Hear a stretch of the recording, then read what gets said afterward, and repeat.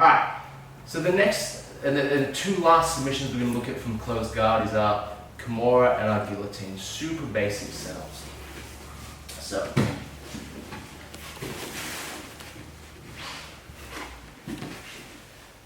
from here, the trigger I'm looking for is my partner's hands being on the mat.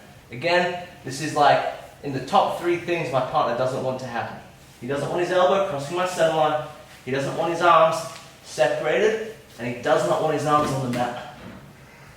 From here, it's the same as a sit-up sweep setup. I'm on my side, I'm getting on my elbow, and I'm reaching over my partner's back. I'm then going to get to my fingers. Instead of hitting my sit-up sweep though, this arm is going to be reaching for my deep overhook.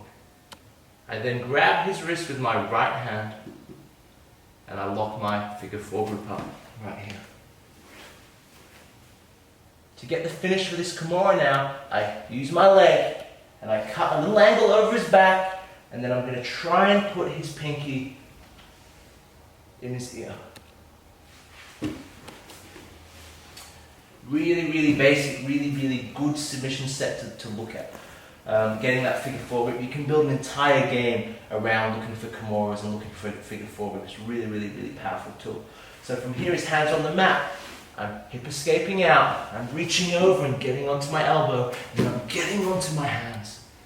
I start reaching for my deep overhook grip, and I then grab his wrist with my right hand.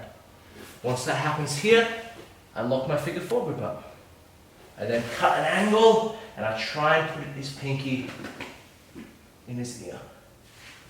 Now just to talk about the gripping mechanics for this Kimura, by all means you can be using your noose grip here and using your thumbs to grip. But I'm not that concerned about his hand being pulled out. This noose grip's really good for when he's trying to pull his arm away from me. If I grab like this and he pulls his arm away, it pops out really easy. Whereas if I have a noose grip around his wrist, he pulls out, he's got one option, he goes out the side. But if he tries to pull his arm back, it becomes really difficult. In this Kimura position here, I am not concerned about his elbow being pulled to my face. It's not a strong movement for him. I'm more concerned about having a nice strong grip here. You don't even have to grip for this position. You can go to like your full Das grip here.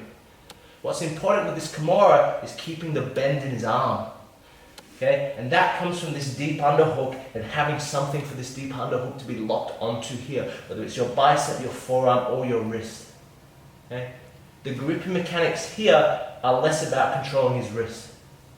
The Kimura is about controlling his shoulder and his elbow from this bottom position here. Okay? And I can do that without actually gripping the wrist. So for my grip for my Kimura, what we're using right now is just thumbs on top grip to complete our figure four position here.